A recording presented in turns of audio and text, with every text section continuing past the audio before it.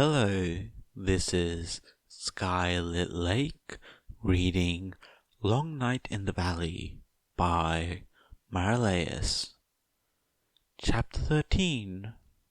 The car didn't seem more crowded, but it was.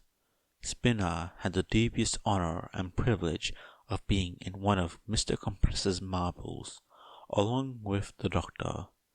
Midoriya Izuku sat in his recently vacated seat. She was, without a single doubt, the most dangerous person in the vehicle, mostly because she was completely insane. She had spent the first few minutes of driving detailing how she would blow up the car with a quirk and make sure that they knew she'd do it if she thought she had to. What would make her think she had to was a mystery Tomura didn't particularly want to solve.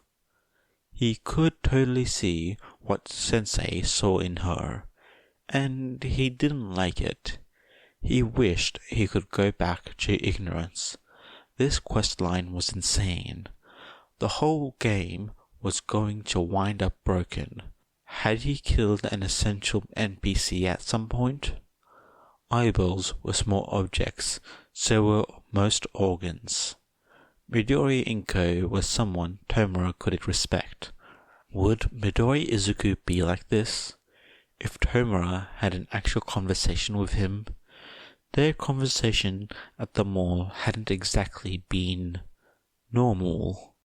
Tomura would admit he'd been using his intimidation skill to move the conversation along. Of course, Midoriya had struck him with a two-dimensional All Might fanboy at that point. Limited dialogue options, killed in the next encounter, a hidden mini-boss? Maybe, but just a mini-boss. Not terribly important to the main campaign, forgotten by Disc 2. Clearly, he had been wrong, which he shouldn't have had mixed feelings about, but definitely did. "Dear," said Midoriya Izuku, making everyone in the car stiffen, "do you have eczema?" "The what?" asked Tomura, his tone too subdued to be considered snapping, because he wasn't about to snap at someone who had convincingly demonstrated her ability to crush his organs against the inside of his abdominal cavity. "Oh," said Toga, "I know this one, Mum. It's a skin condition." Tomura pulled his hand away from where it had been scratching his neck. "I don't have a skin condition. It just itches sometimes." Midoriya Izuku nodded. "Yes, that sounds like eczema. She stopped blinking.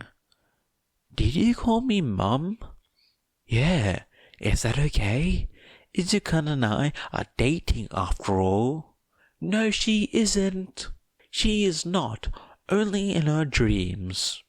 "Ah," said Midoriya Izuku. "I see. Well, I don't mind you calling me that, but I think you really need to ask Izuku before you're saying that you're dating. Make sure you're on the same page, dear." Toga pouted. "Now, where was I? Eczema. Izuku used to have eczema, but he grew out of it, mostly. I still carry some cream with me. Do you want some?" Would it be dangerous refusing? Was the cream secretly poisonous? Was this a complex scheme to get under her skin? "Oh, Izuku mutters like that too," said Midoriya Izuku, happily. "You reminded me quite a bit of when he was going through his antisocial phase, actually. It would be funny if it turned out that you were related, wouldn't it? Quite a coincidence, One I'll have to ask my husband about." The last sentence was as hard as diamonds and as poisonous as cyanide. Tomura once again decided that he regretted everything. "This is terrible," whispered Tsuyu for the 5th or 6th time. "Tres mal," agreed Ayama. "Is it bad that I can completely believe All Might wrote this?" asked Sato. "Why would it be bad?" asked Shoji. "Because it's so bad."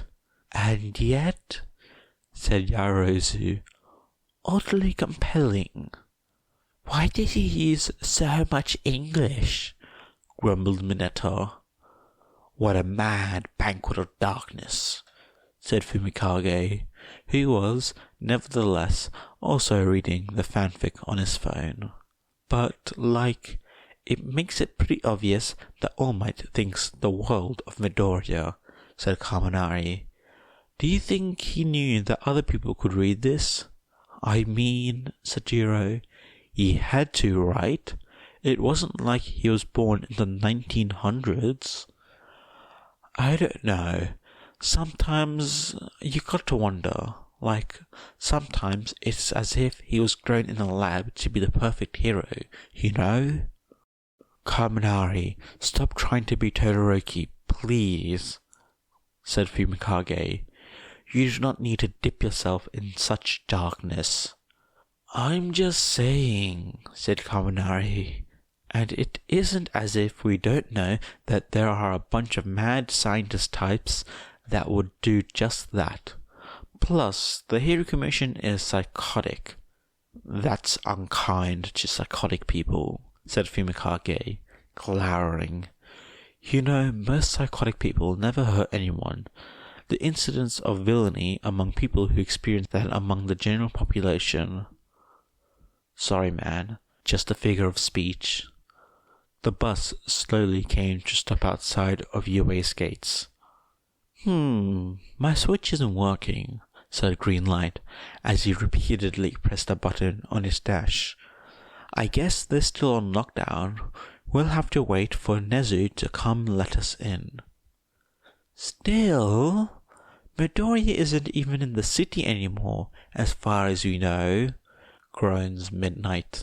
"Not that he was ever a threat to the school," mumbles Present Mike, his quirk making him loud enough to be heard regardless. Fumikage, having finished the fanfic some time ago, looked out the window and spotted 2 people in suits loitering around the gate. "Yamada-sensei, Kayama-sensei, who are those people?" Everyone rushed over to Fumikage's side of the bus to look out the window, rocking the vehicle. "Oh," said Present Mike. "Yeah, that makes sense. Those guys are with the commission. Yep, good old Nezu keeping them out." "Wait, does that mean we're stuck out here too?" said Jiro. No, said Present Mike. "He'll have to let us in, but then they'll come in too." "Midoriya's room," said Fumikage. "They'll want to search it." "Can we do something?" asked Koda timidly. "Should we do anything?" asked Tsuyu bluntly. "We don't want to incriminate Midoriya even more by making it look like he's hiding things." Fumikage turned to Kaminari. "Anything new from the principal?" "Why are you looking at me?" "You're the one who he emailed last time." "Hey Fumikage, do you think you can fly over the wall? Maybe you can get a head start on, well, whatever I guess," said Jiro. "I don't think we should do anything suspicious while they're watching," reiterated Tsuyu. "Yeah, plus, we really revamped campus security, and this is Nezu's we're talking about." "The Rat God," someone whispered reverently. "Was that Shoji?" Exactly, said Present Mike. "So everyone, just please calm down, just sit back down and we'll ride the bus to the dorms, like normal." "Yamada-sensei, nothing about this is normal. Kero, said Sue flatly. Well, said President Mike. Yeah, okay, you got me there, listeners. Nezu's coming up, said Greenlight. Aw, here's Eri with him. They're so short together. Greenlight, crackled the radio in Nezu's voice. Did you forget that I have cameras and microphones installed in all our buses? That's how he knew I was putting together the compilation, said Kaminari. Fumikage peered out the window and furtively opened it so he could hear what was going on. Eri was definitely there. She was also sporting the deepest, most dismal aura of darkness Fumikage had ever laid his eyes on. Luckily, it seems to be aimed at the commission lackeys in the form of a smile and dead eyes. Good afternoon, gentlemen, said Nezu cheerily.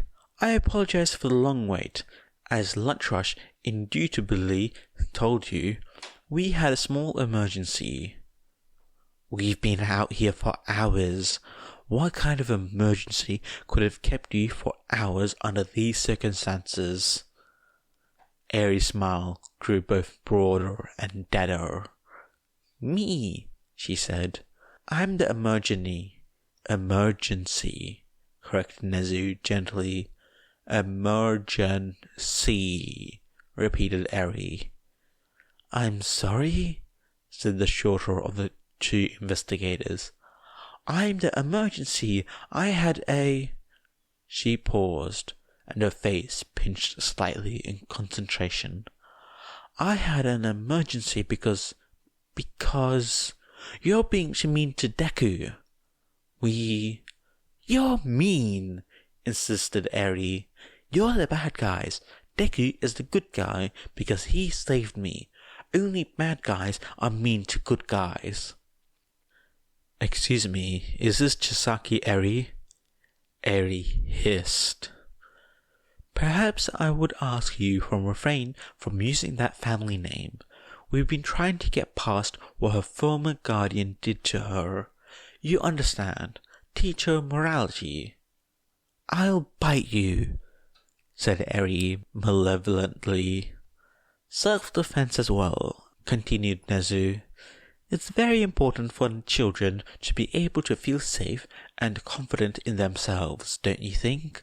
And the recent news dealt a serious blow to that. You understand, then, why I felt that it was important to take care of my ward and other students than greet you here, especially given that you wish to interview Eri as well.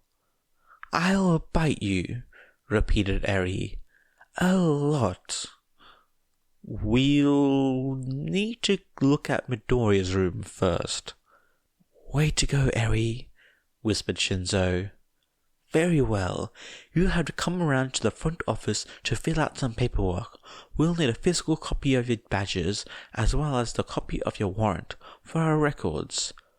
The gate opened, distracting Fumikage from whatever else Nezu had said. Greenlight quickly drove through, making it straight to the dorms. Fumikage snapped the window shut. So, said Kaminari, what are we going to do about Midoriya's All Might Shrine of a room? Should we do anything? Asked Jiro. If stuff is disturbed, that's going to be suspicious. I don't want to get him into more trouble. It's a teenage boy's bedroom, said Minato. The stuff in there is already disturbing. Minato, I don't know how to tell you this, said Kaminari, but your experiences are not universal. None of you are disturbing Midoriya's room at all, said Midnight, standing.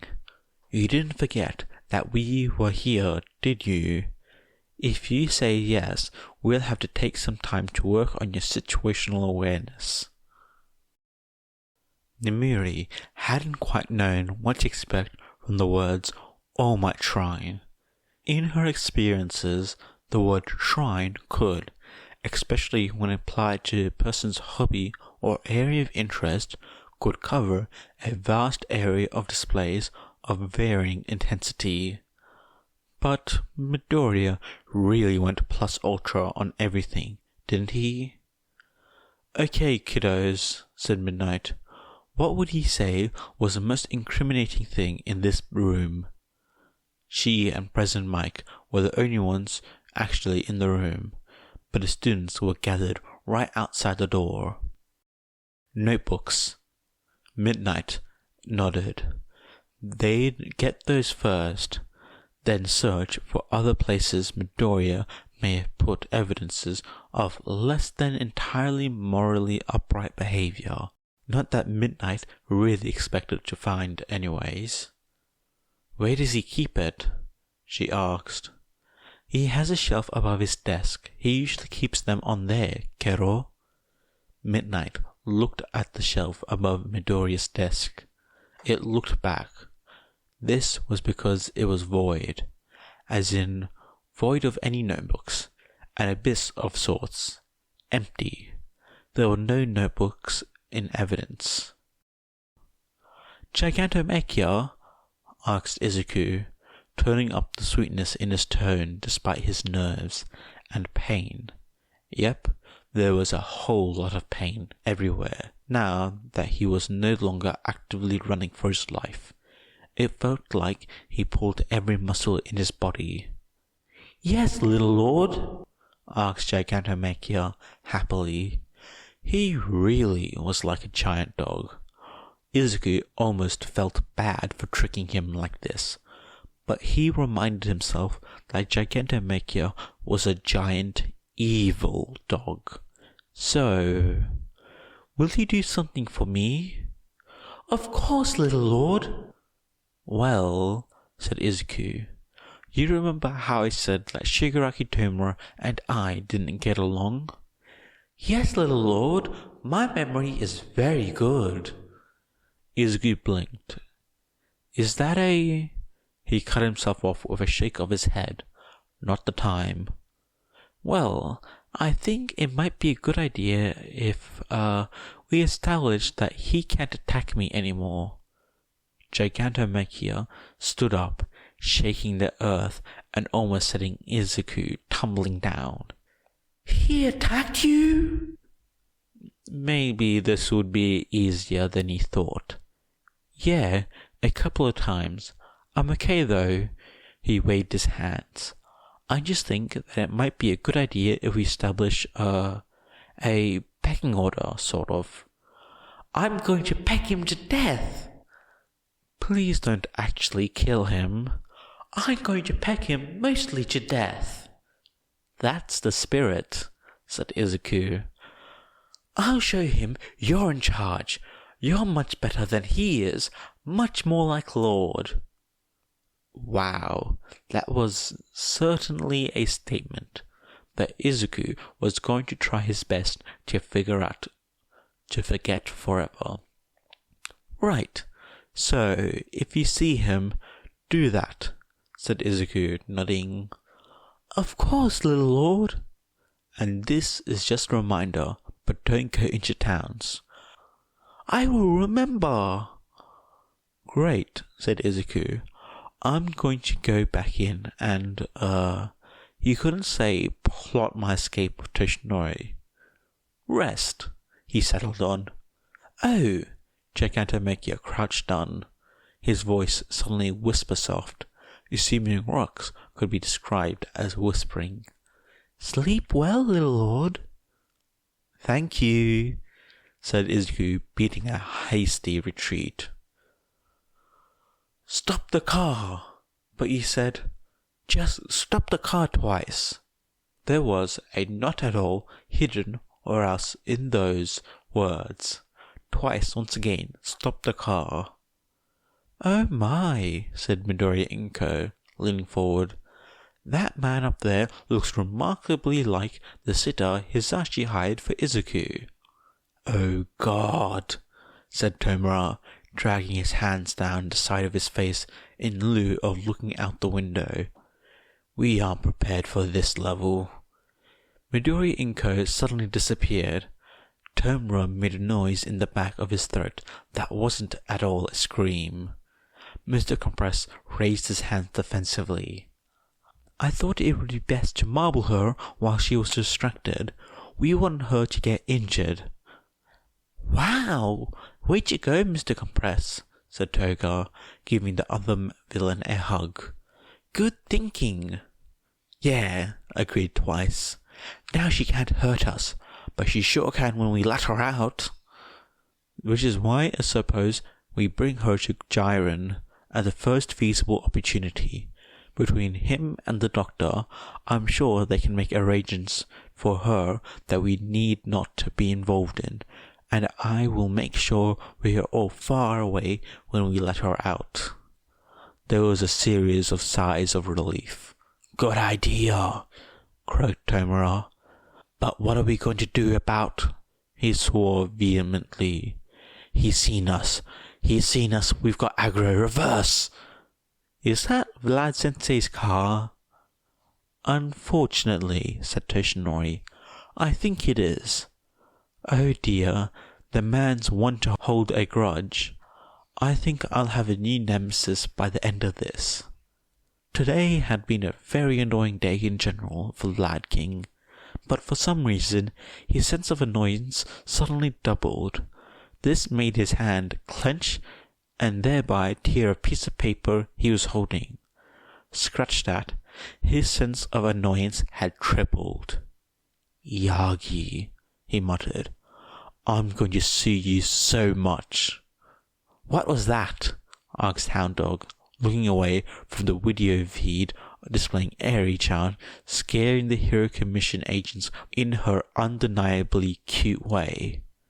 Nothing, muttered Vlad. All for One paused in his assault of the vault door. He couldn't help but feel like someone, somewhere, had just said something unusually aggravating. Oh well, he had other things to worry about. Ah, said Toshinori as one of Gigantomachia's fists tore off the bumper of a rapidly reversing car. He continued as Shigaraki climbed out on the hood, grinning. I think we should go now. Izuku nodded. They could only hope to get far away enough for Gigantomachia to be unable to hunt them down. If they ran into any other problems... Darby paused as he heard quite a lot of noise from up ahead and rolled his eyes, ignoring how the movements pulled at his staples. The idiots had already started fighting Gigantomachia. Well, he didn't want any part of that. He changed directions. Hanging out in the woods it was then. It was good for him. Fresh, cold air, sunshine, readily available reminders of why he hates his father. Nature was great. If only he could burn it all down without blowing cover. Oh no, said a hapless technician. What? Asked the commission supervisor who had brought the sample to the lab. What is it? Is he related to the scourge of Camino? Well, squeaked the woman, her mousy ears twitching. Yes, but I ran him through a few other databases as well, and... She trailed off. Well, the number of cross-references in the hero database is staggering, but of course, if he's related to them and to the others, well... The commission supervisor grabbed the edge of a monitor and twisted it around to face him. She watched the blood drain from his face and refrained from calling him out on his rudeness. Why, he asked, didn't they run the Scourge Communer's DNA through these databases? I guess they didn't think it was necessary? Excuse me, he said. I have a few calls to make. You want us to attack the League of Villains now? Asked Hawks, frowning. You had me following them around for weeks. You want us to go in now, with next to no preparation? We don't even know if the rest of the League of Villains is with Darby. What had they found from Midoriya's blood sample? Had it turned out the way Darby had expected? Was Midoriya Izuku the son of All For One? All right, he said in response to his handlers. He sighed deeply, leaning back to better look at the sky. But even I'm going to need a couple of hours to get everything together and start coordinating with other heroes. I really don't think I'm going to be able to take them all on with just myself and my sidekicks. Midoriya probably isn't with them to begin with. I'm not questioning you, sir. I just don't understand our objective in attacking them now. Why are we rushing? It seems counterpro... Yes, sir. The line beeped loudly as it disconnected. Well, all this had been a monumental waste of time. It also boded ill for Midoriya. It sounded like as if he became an even greater target than before, and considering the Commission had been labelled him as a villain even before his DNA test. Something bigger than being related to All For One must have come out. Something that had scared the Commission. Something they would scrap their stealth and intelligence-based plan for dealing with the League of Villains. Something they wanted gone, locked away with Midoriya. Hawks couldn't imagine what that could be. Maybe he was related to All Might or Endeavor. All Might wouldn't be bad. He was never publicly in a relationship, but then he'd always been private about his personal life. But Endeavor? That'd be a scandal and a half. But if either of those were the case, why were they so sure he'd be with the League of Villains? It didn't make sense, unless Midoriya wasn't the only one related to All For One. At least they weren't asking him to kill the kid. Their mission was capture, which meant Hawks had to come up with some way of letting an injured and probably exhausted teenager and a severely disabled old man escape without looking like he was letting them escape, or looking like an incompetent idiot again, because he wasn't about to bring Midoriya in under circumstances this shady. Maybe before, when he thought it was just trumped up kidnap charges, but with this uncertainty. Commission lackey or not, Hawks was still a hero. Sometimes that meant he put aside personal feelings for the good of society, and sometimes it meant that he ignored orders so a minor wouldn't be indefinitely imprisoned at a Commission black site. Fun times. He sighed and gathered his feathers, angling down into a dive. Time to get to work. Ochako kept seeing things out the corner of her eye. Shadow in the shape of children. Stains on the wall. The hallways were suspiciously clean. Spotless, empty, brightly lit. Todoroki had mentioned smelling smoke a few times and started gagging for no reason once or twice. Ida kept twitching as if he had heard something. Aizawa appeared unaffected, but Ochako could see the way he gripped the captured weapon and the rigidness of his spine. Izuku looked resigned. Did they really? Started Ida. Yes, said Izuku, almost certainly. What are you talking about? Asked Todoroki. You're only getting a fragment of 3's memories, since she's suppressing this, said Izuku. But, he twitches, it's going to get worse the farther we go. The places she was in. His voice was soft, sing-song, not entirely there. Izuku. I'm sorry, he said. I'm focusing on something else outside. Please tell me you aren't fighting pro-heroes again, said Aizawa. No, I'm just escaping from the League of Villains right now. How? Great question. I'll tell you how it goes later, if it works. That's not what An ear-splitting, bone-chilling scream filled the air, making everyone flinch and clench. Something crackled overhead. Instant response team to Hallway C Code Blue. More screaming. This time Ochako had a better idea where it was coming from, and it seemed like everyone else did too. They ran past classrooms that were alternatively empty and full of shadow people, past soulless dormitory rooms stuffed with bunk beds, past cells and rooms Ochako didn't even want to think about. A pair of dark-skinned girls stood in the hallway, one holding a bloody hand to her throat, the other baring her teeth. The lights flickered, dimmed. The girls were gone by the time the lights came back on. The hallway they were in was full of operating theaters, complete with lights over the door. Ochako felt sick, but she was used to dealing with nausea. She took a deep breath and swallowed. "What now?" she asked. The quiver in her voice was barely audible. "Now," Aizawa turned slowly in place.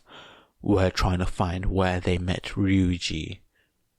"Two," said Izuku, nodding. "So, the most likely place for that," he trailed off. "The most likely place for that is in the residential areas." He sounded disgusted with himself for referring to a prison with such a bland term. "We passed something like that," said Todoroki quietly. "Right," said Aizawa. "Let's go." The way back was much more crowded. The memories were more tangible. Ochako quickly taught herself not to look in any of the rooms. Not that it helped much with what they saw in the halls themselves. Izuku's distraction only grew worse as they went further. He kept trying to follow, or sometimes fight the memory ghosts. "Sorry," he mumbled, focusing on something else. "Don't die on us, problem child," pleaded Aizawa. "We're doing okay," said Izuku. This was, of course, when the facility's alarms went off. "Intruder alert! Intruder alert! Intruder alert!" Izuku couldn't hear the sound of the fight between the League of Villains and Maki anymore. This meant that either the fighting had stopped or they had moved out of earshot. Despite the League having a car, Vlad Sensei's car, Izuku doubted that the fight had gotten all that far. Next to him, Toshinori winced. Izuku looked at him with concern, but Toshinori waved it off. Izuku took a shaking breath. They just had to keep going. Twice had, perhaps predictably, backed the car up into a ditch, where, despite the amount of pressure he put on the accelerator, it stayed stuck, perhaps forever.